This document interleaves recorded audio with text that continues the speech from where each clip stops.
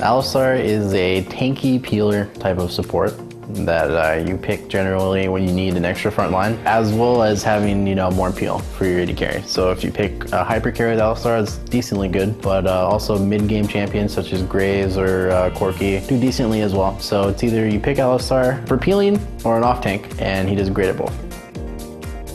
Alistar's passive is Trample, where whenever you cast any of his 4 abilities, he gets the Trample passive, which does AoE damage around him. It's like really minimal, but it's just there. And then Alistar's Q is Pulverize, where he knocks up any enemies around him for 2 seconds in the air. Alistar's W is Headbutt, which knocks back any enemy that he hits, but also intertwines with his Pulverize for the Headbutt Pulverize combo. And then Alistar's E is Triumphant Roar. It does an AoE heal around him. It gives him full HP, but allies half of what the actual heal does.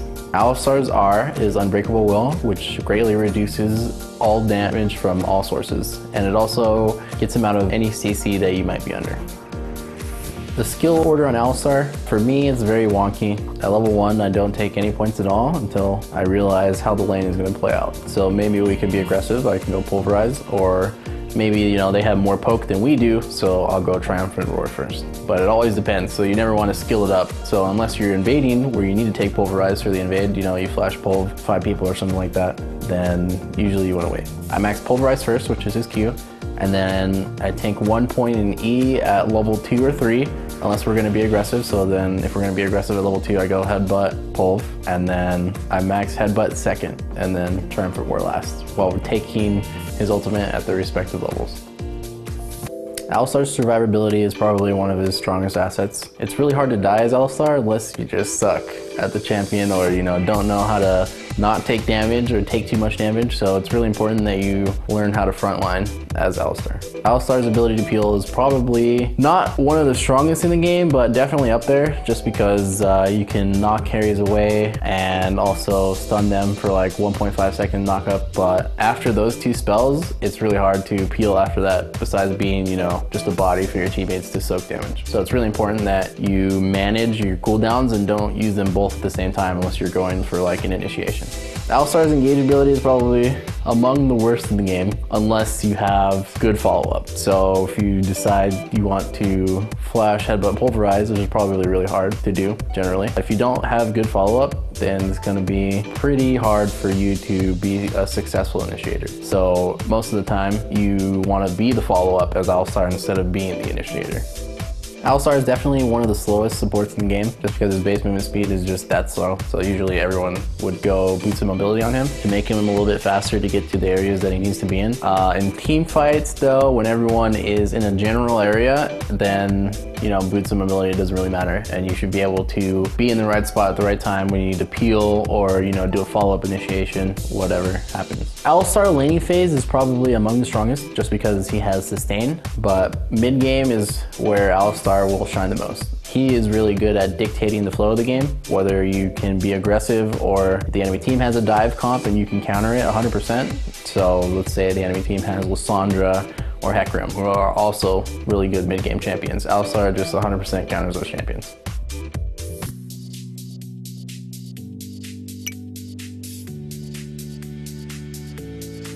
Alistar runes that I take. Reds, I do flat armor, since there's no better option.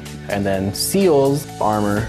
Blues always vary depending on what matchups I play. So if they don't have a lot of magic damage, then you can go more mana regen instead of magic resist. If they do have a lot of magic damage, then I'll just take flat MR. And then it's only going to be like 6 flat MR glyphs, and then I usually run 3 mana regen glyphs after that, since you do need a lot of mana regen. And then for quints, I take 1 mana regen quint, almost always, with 2 armor quints as well. For masteries on Alistar, it's very important that you go 0, 16, 14. You just want to be really tanky, taking the armor and MR, and then the AoE magic damage reduction talent under the MR one, but that's also really good to take if they have a lot of magic damage. Summoner spells, you always want to take flash. since Flash is really crucial to you getting out of team fights as a frontliner, and also Flash Headbutt Pulverize is very unexpected. And then for your second one, you can take Ignite if you don't really have to peel any hyper carries, such as like Aurelia Zed on the enemy team, or maybe they have a Vayne, then you can take Ignite instead if you don't have to really peel when you look at the enemy team comp. Starting item, you take Targan's Brace, and then if you do have a lot of mana regen in your runes, so maybe I'll run 3.8 mana regen, I won't take the mana pot, I'll take 4 health pots, but if you don't have a lot and you know you're going to be healing a lot, then 3 health pots and 1 mana pot is decent. After that, in no particular order, it really depends on how the game is going, so if you're going to roam a lot, then going Boost of Mobility first is excellent. If you know you're going to lane a lot, then going Sidestone first would be better, and then after that, you get the other item. So if you go Sidestone first, you get Boost of Mobility. If you go Boost of Mobility first, you get Sidestone. And then you want to finish your Face of the Mountain first, almost always. It is generally a great item for Alistar just because he benefits from so much HP on the item. So the active will also get more damage because Alistar base HP scaling is pretty ridiculous because he's melee support. And after that, you decide whether you go Righteous Glory if you're going to be offensive and someone else is buying Locket, or you go Locket if you're going to be a defensive peeler. And for your third item, it will depend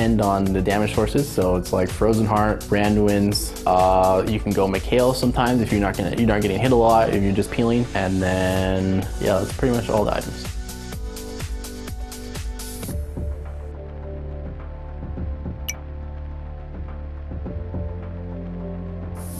Headbutt Pulverize. All right, so when you headbutt, you want to pulverize when you see the animation come out, almost like 0.2 seconds after you see the animation. So the animation comes out and you want to pulverize because you're going to be at that person instantly. So that's probably a good way to practice it based on the animation. But for me, what's different is, you know, I can do it based off feel. So right before it comes out, I know it's gonna come out and I'll just instantly press Pulverize, you know, before anything happens. So usually that's why you see me do a Flash Headbutt Pulverize, you know, across the full screen and with no delay or interruption like that, you know, I don't mess it up, which is why I can do it that well. So once you practice it a lot, then you'll be able to do it based on feel and then do the ridiculous plays with like Oriana Ball that you've seen me do before and stuff like that.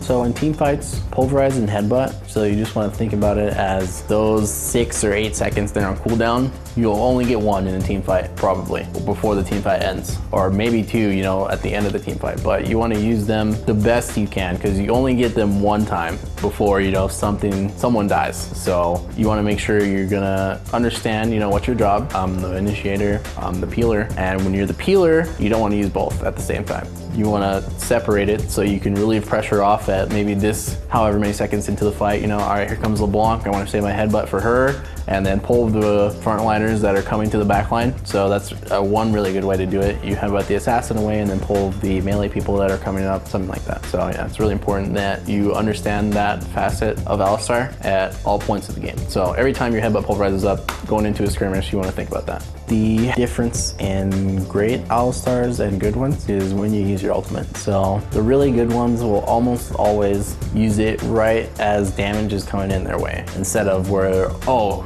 crap, they're focusing me now and then I use the ultimate. But you should be able to, you know, dictate when you're going to be taking a lot of damage right before it comes in. That way you'll be able to survive longer, maybe get more rotations off on your headbutt pulverize, and be able to frontline effectively. Alistar thrives in Scrap Fest, so if you're going to skirmish a lot, Alistar is really, really good because of his headbutt and pulverize. You know, they can make or break any skirmish, and the opportunities that you look for is, you know, when to take those skirmishes and know you can't die. It's like you have 2 life bars with Alistar Ultimate, so you take that into consideration when you're going into a skirmish, and if you know you can deal with their damage sources and, you know, prevent them from hitting your teammates, whether it be your carries or, you know, your jungler or something like that, then that's the opportunities that you want to look for. And usually that comes with experience from the champion, playing him over and over. You try to avoid really bursty fights, I guess, early on, just because he doesn't really do well in like the 1 to 2 second fights unless you're playing with like burst carries behind you. But you really want extended long poke fest, and then as soon as you get, you know, a decent chunk, you can go in for the kill, you know, immediately.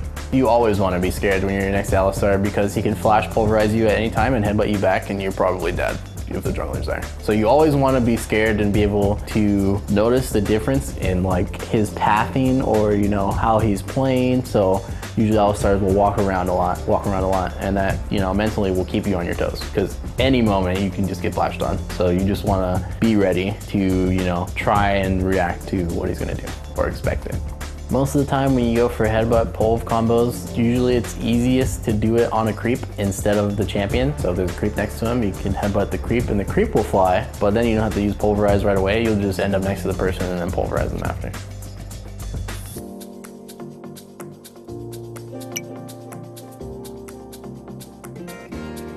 So you pray your AD carry, line CS, or, you know, lets you last hit cannon when your target is up. And you generally just don't want to die, so that you maximize the gold you get and don't let the enemy team accrue as much gold by killing you over and over. If you watch my video, presence in the lane, you just want to be a threat. So walking up randomly, you know, at some random time, you know, get in their head, oh god, he's gonna flash pulverize or something like that. Or, you know, he's gonna go in, let me back up right here on the CS. Act like a threat and make them feel your presence so that they feel like they know you're not scared of making the play, so they'll respect you more, so that way your AD carry can farm easier. Well, almost always for anyone, if the wave is pushing towards you and it's even, it's usually really good for you, because your jungler can come at any time and you can just run them down the lane and kill them with flash or something like that. As Alistar, it's very important that you get the kills that you can get. So when an Alistar lanes, he's referred to as aggressive, just because of the flash pulverize factor, where it's surprising, unexpected, you know, you can do it at any time, and most likely it's a free kill at any time during lane phase, so you should probably communicate with your jungler to get that free kill if you do have flash up. So every time you have flash up, it's 300 gold that you can get if you coordinate it properly. Alistar is really hard to gank just because you have pulverize and headbutt. So when the gank comes in, it's your job to at least get a pulverize on 2 people, or get the pulverize on the 1 person that can catch you guys. So maybe they have thresh, or you want to headbutt them away from your AD carry, or you just get the pulverize and then headbutt a minion behind you, you know, if you're too far ahead. So usually that's what you want to do when the jungle gank comes in. Pulverize at least 2 people, or maybe it's like a Lee Sin, you want to pulverize him early so he doesn't get the insect play off of you, stuff like that. Alistar is good just because he has 2 CCs that gate into other lanes, but most of the time it's telegraphed just because you're so slow and maybe you'll run into a ward or other jungler. So you can communicate with your teammates on where wards are when they die, then you can probably get a gank off and kill them. You just want to survive, basically, because Alistar, you know, what's really good against him is poking him down early levels, so 1 and 2 before he gets, you know, all of his skills. That's when his kit is the weakest. So you just want to survive early levels, and then after that, you just dictate the flow of the game. You're going to be aggressive in lane, you know, get the kill with your jungler, or, you know, you're just going to farm because you have sustain as well, and then you'll maybe do more in the mid game.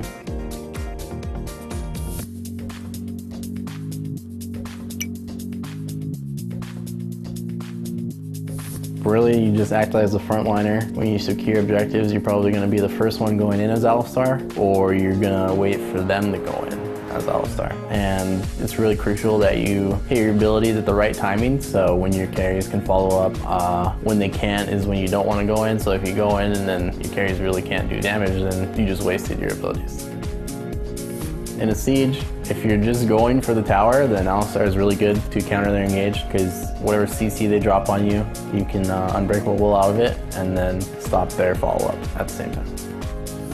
Well, usually Alistar wants anybody with him, so if you can get a kill, it's really important because you don't have damage really. So it's always best to group with one of your carries so that they can follow up on your stuns or something like that. Maybe they're split pushing, you come in for the flank gank or something like that. Alistar is pretty naked when it comes to vision control. You just have to face check most of the time with the teammate to get vision control.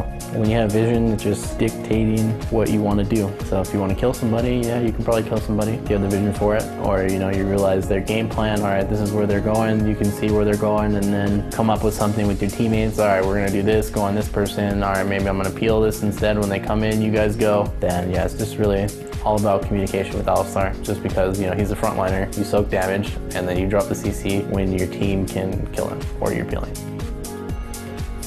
You need to know that your carries are gonna do what they do when you use your abilities. If they don't, that's the worst feeling as Alistar, because you just feel like, you're useless. No one's, trusting your frontline capabilities. You stop their damage for a couple seconds, but your team is just running away or something like that. So it's very important that you have the trust of your teammates when you go in, and almost always, that's what you need.